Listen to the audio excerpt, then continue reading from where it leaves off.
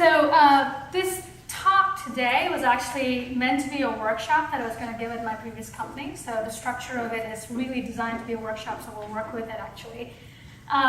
Say it right, art of giving feedback. I really want to focus on how to do a good job as a manager giving feedback. My first year as a manager, it was actually within the first 3 months I had a new hire on my team. They were moving from another part of the organization into my organization, my team, and I realized that they were not quite performing up to stuff, and I needed to give them feedback to get them to a place where either they're performing or I manage them out. This was within my first, just right smack 3 months of being a manager. And in hindsight, looking back, I realized that I did a lot of things wrong, like a lot of things wrong. One of the most important things that I did wrong is giving feedback. I would say things like, you're not meeting expectations, or, hey, you need to produce more quality code, or, I need this done faster. Like, all these things may seem like I'm making sense. You should understand what I'm saying. But they're not really, because someone consuming that feedback, it's really hard for them to know what to do with it. What is the action they need to take from it? And then I had to work with HR, and they kind of coached me and said, you kind of have to be very, very direct in how you lay out that action plan for them so that they have something to work on. Well, that was helpful advice, but I really, really hoped I had some of the frameworks and tools that I've picked up along the way through my journey. So before I get started on the talk, I wanted to talk to you about my journey. I've been in the industry about 12 plus years, been managing teams now for about 8 plus.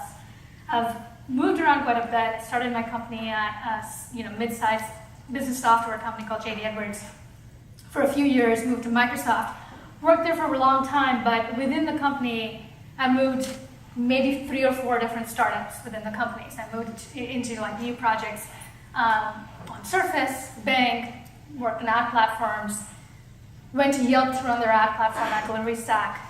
And in the last 5 months, I've been at Uber for about 5 months now, I've been running their rider funnel, so essentially acquisition and engagement of riders. So a lot of the frameworks and tools that you will hear in the talk today are really tools that I've picked up through training that I've been fortunate to get as a manager along the way, and training that I've actually invested in myself. And so none of this material is actually magically created by me. It's really brought together by a lot of the sources that I've come across so far. Cool? All right, so here's the agenda. The first and foremost was the foundation for giving feedback. Second, what's the framework? And some of the pitfalls that you need to pay attention to, and then we'll bring it all together. All right, so the foundation. Well, let's take 10 seconds to ponder and think about, in the last maybe 10 days, someone that you gave feedback to, and it went really well. Like a case where you were giving feedback to your employee, and it went really well. And think about a case where you were giving that feedback, and it actually went poorly. It went really, really bad. You were trying to get a point across, and it didn't go well. And try and think, what was the distinction between your relationship between those two parties? So in the second case and the first case, what was missing in your relationship in the second case that made it harder as relative to the first case? Well, what I've found is trust is actually a foundation for being able to give effective feedback. If trust is missing in the relationship, it's just going to get doubly hard to do good feedback and give feedback and make it actionable and receivable by the other party. And it's not just the message that matters, it's the messenger as well. So if they don't trust you and you don't trust them, and if there isn't that mutual respect on both parties, this whole conversation is just going to get harder. So the question obviously is, how do you build the trust? Well, a lot of the talks that you've heard today, especially Lot's talk in the morning, tells you some techniques and hacks that you can use to build that trust. But there needs to be openness between the two parties, that openness of saying, hey, we want to work together. And then you as a manager have a lot to do with actually being willing to delegate to them, trust their opinions, bring them into the decision making, and then actually make them feel valued. They need to feel like they're in this together with you. And over time, you're going to build that trust relationship with them, right? You're going to actually be able to establish that foundation that will make giving feedback easier. All right, so with that, let's get into the framework. Well, in my mind, the framework has 4 parts to it. The first part is make it receivable, make it actionable, make it balanced, and then make it the norm. So we'll walk through all 4 of them. So make it receivable. Some of you may actually have heard this framework before. I don't know how many of you actively use it, but I highly recommend that you do. It's called SBI, Situation, Behavior, Impact. And the idea here is that you actually structure your feedback and starting with the situation. What actually happened? What was the behavior that was exhibited by the other party during that situation? And then what was the impact? The impact could be to you personally, could be to your team, or could be an outcome of the situation, right? And you want to avoid blur words. What are blur words, you might ask? Well, they're words to the effect that I talked about earlier. It's like, it's very unclear what you really mean when you put a camera or a spotlight in front of you when you're speaking, and it's still unclear and it's not very understandable what you're trying to say and where you're coming from. That's really the intent of blur words. You want to avoid them when you're giving feedback. So we'll look at a few examples here. So let's look at the positive case. And this framework actually applies whether it is a positive piece of feedback that you're delivering or a negative piece of feedback, constructive feedback, right? So look at the first example here. In a design review meeting, you did a good job hearing feedback from others and sharing your own ideas. So you're actually telling very specific behavior that was exhibited. Not only did they take input from others, but they also were able to share their own ideas in an effective way. What was the impact or the outcome of it? Well, we ended up in a really good place with the design of that project. So this feedback has no judgment, no conclusions being drawn. It's very factual, it's very objective, it's very effective in getting your point across. Okay. If you look at the negative piece of feedback, again, in your last few code reviews, that's the situation, I noticed that you did not provide detailed description in your code reviews. The impact it has on you personally, trying to review their code, it requires you to actually look through all the code before which you can determine what they're trying to do in it and give them feedback. So it takes you longer to deliver that code review feedback. Right? Again, no judgment. You're not saying this is what you should do. You're saying this is what I am observing, and the impact it has on me is that it takes me longer to review your code, and that should be an indicator of an action that needs to be taken. So where do you go from here? Where? Well, once you've delivered that piece of feedback, you actually want to bring it together into a discussion. You want to talk about it. You want to make sure you both are on the same page and discuss action items or next steps. Right? Well, there will also be times where the other party will disagree. So you may deliver a piece of feedback, and they may say, well, I don't agree. That could come from a basis of lack of trust in the relationship, but it could also be that you are missing some data points that they may have that you've not considered when you've given them the feedback. But remember, you've not made any judgment. If you've used this framework correctly, you've not made any judgment. You've just basically told them what you observed and the impact it had on you. And so you want to bring it back to that conversation. It's like, okay, this is a good piece of information, but I'm trying to tell you how I perceived it, right? So you're still bringing the conversation back to the objective behavior that was exhibited and not really making a judgment into the situation. Cool? Make it receivable. Well, the next is make it actionable. Now, what you will see is playing cards through the next 4 slides. Clubs, spades, hearts, and diamonds. And I'm using these, actually, they were drawn from one of the trainings I took with Life Labs New York, and they're drawn from an exercise that we did, which is super effective, but using playing cards to determine whether a negative or positive piece of feedback is actually specific and actionable, or not specific and not actionable. right? So a club here is associated with a negative piece of feedback that's not actionable. So if you read this piece of feedback, what is the receiving party gaining from this piece of feedback? Really hard for the receiving party to know what to do with this information. But in this particular case, if you look at the spade card, it's very clear what your objections were. Well, you didn't do a good job with the presentation.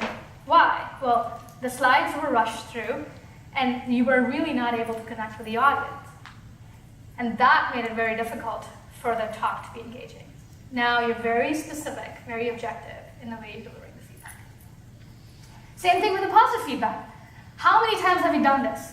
Oh, you did a great job today with the presentation. That's awesome, keep it up. I think all of us have done this at some point, right? It's great, it's good piece of positive feedback. But again, how does that receiving party make it repeatable? How do they take that feedback and make sure they do the same thing again the next time so that they get the positive feedback again? But if you make this feedback very specific and you tell them exactly what they did well, then all of a sudden it becomes very repeatable, very specific, very actionable. In this case, as you can see, you were well paced, you connected with the audience with your body language, and guess what? The impact was that the audience engaged with you. They had a lot of good questions towards the end, right?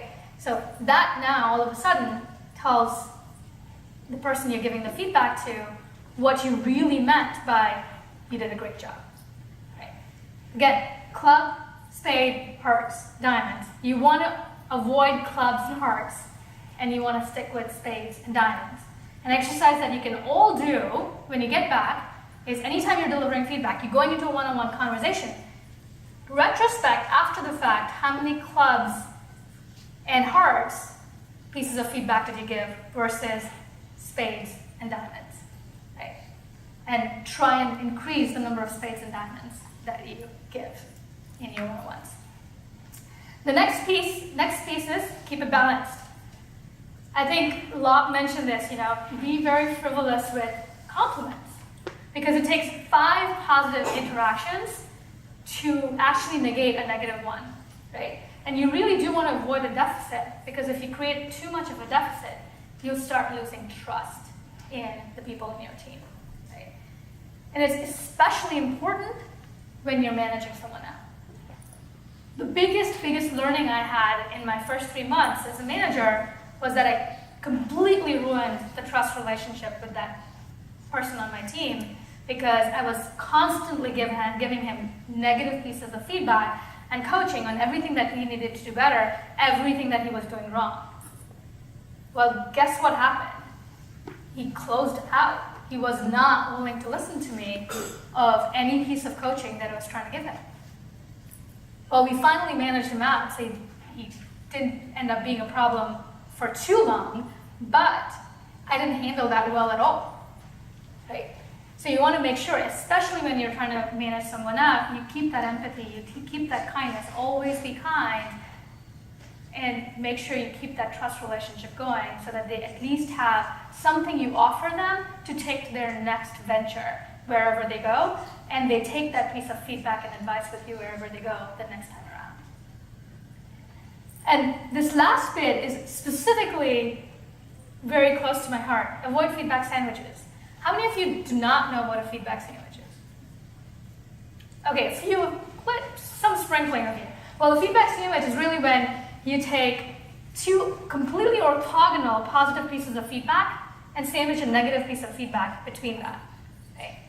You kind of want to avoid doing that because you're basically undermining the negative or constructive piece of feedback that you're trying to bring to them and coach them in an area they need to learn, right? You want to make sure that you deliver positive pieces of feedback. So if you had to do the presentation thing all over again, you'd say, hey, great job. It's really hard getting in front of the stage and giving a presentation, and I know it was your first time.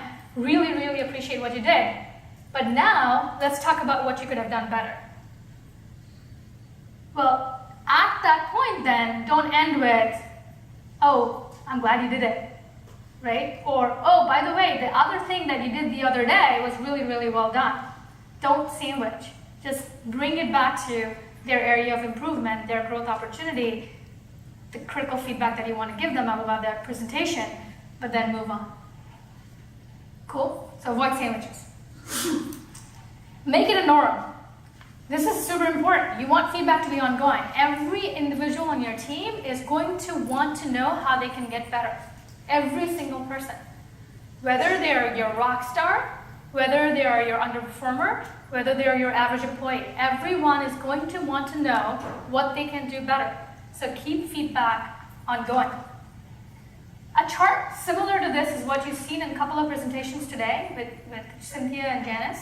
This is a slight variation to that, which shows skill versus will. And the idea here is that the coaching technique you use, feedback is a lot about coaching. By giving good feedback, you're actually coaching your team. And the coaching technique you use will vary based on where people are on that skill versus will chart, right? I had an employee, maybe about a year ago at Yelp. I've developed and grown as a manager quite a bit over the last several years. And I had an employee on my team who was moved from another team. He had bounced around maybe in the last 2 years in 5 different teams within Yelp. And my VP said, hey, why don't you handle this situation? You're new to Yelp, welcome, yay. Here's a new employee, go figure it out. And this person was a capable engineer, reasonably capable, he was an average employee, but somehow had completely lost the willingness to produce. He had been moved around quite a bit in the organization, he had changed several jobs, he was actually extremely sensitive to change, and the change was not in his control. And he was bounced around by managers without him being in control of the situation. And when he came to my team, he would essentially have really difficult conversations with folks on my team. He also had, he was a typical engineer, had a bit of Asperger's, difficult for people to work with him. And what I realized is that there was this, in the spectrum of skill versus will, it wasn't really that he was lacking skill, he was lacking the willingness. And we spent several hours over several weeks trying to get to the bottom of what he was looking for. And that was done by long set of questions that I would ask him during one-on-ones to understand what he wanted to work on, what he had enjoyed in his past. He had no mental model to figure out what he was passionate about. And so we had to work through that through a series of questions and one-on-ones. And what we realized, and what he realized, and what he came to the realization, all by himself, is that he's just in the wrong job. And he said, well, what I really do need to do is change, the change that he was super afraid of, so that he can find something that he's excited about, he's passionate about. And so he did. Right? So sometimes feedback is not just about something someone did wrong. It's really helping them find where they are on the spectrum of skill versus will, and how do you guide them and find that right opportunity for them to help them succeed eventually. I also use it as a coaching technique for my rock star. So, oftentimes you have that top performer on your team that you have no clue what feedback to give them. They're doing a really, really good job, right? You don't really know what to tell them that they're doing wrong. Don't then. But give them a framework to understand what it really means to do better than what they're doing today, right? So if they're doing a really good job at their level, what more exists, right? I see this as, these concentric circles as a sphere of influence, and I think Janice brought this out in her talk earlier this morning. It's really how you influence the organization that gets you to the next level. So if you have a software engineer on your team who's a rock star and doing really well, and he's on the horizon to get promoted to senior within a year, well, start having them think about the role they can play and the opportunities they have as a senior engineer on the team. So start giving them those stretch opportunities so that they can start becoming and embodying that role of a senior engineer. And I think of it as impact and influence in the organization, right? So as you grow as an engineer, the number of people you're influencing is just bigger and bigger, and the impact you're having on the product is bigger and bigger. And so you sort of lay that as a foundation of how you have coaching conversations with folks on your team. All right, I'm going to really breeze through these feedback pitfalls. The first one is really avoid misunderstandings. This is especially important when you have cultural barriers on your team. When you have people with different cultural backgrounds, it's super important to get as objective and as specific as possible with your feedback. Because if you are going to communicate something, it could very well be misunderstood. Having them recap and clarify what they understood is a really, really good technique to ensure that they're internalizing what you're trying to communicate. The second one is avoiding assumptions. It's very easy to get into the mode of, oh, I really don't think they want that job. I really don't think they'd want that opportunity. Well, just ask, right? It's really, really easy to have the conversation and say, hey, I don't know if you really want to do this or not, but there's an opportunity to speak in front of your alma mater. Would you consider doing a tech talk? Use it as a coaching opportunity. I'd be more than happy to work with you in building the slides and coach you through the presentation if you're interested, and see if they bite. So don't assume that they'd not want to do it. And this is especially something that I care deeply about. Avoid triangles. What this means is, if someone comes to you, someone on the team comes to you with a piece of feedback for another engineer or another person on your team, don't be that conduit for the feedback. Coach the individual to give the feedback directly to the other individual. You may ask why. Well, one reason is you are not there. You cannot be objective of a situation that you are not part of. Right? So you're going to make assessments, or you're going to make assumptions, or you're going to make judgments that are all not great in that conversation for providing quality feedback. The more important thing is you're not helping those two people build trust between themselves. Right? By coming in between those two people, you're not allowing them to build a trust relationship. So it's super important to coach the other individual on how to deliver quality feedback to their peer, but not necessarily do it yourself. All right, bringing it all together, SBI, make it receivable, make it actionable, remember your clubs and your spades and your hearts and your diamonds, make it balanced and make it ongoing, and at the very end, avoid assumptions and avoid feedback triangles. All right, thank you.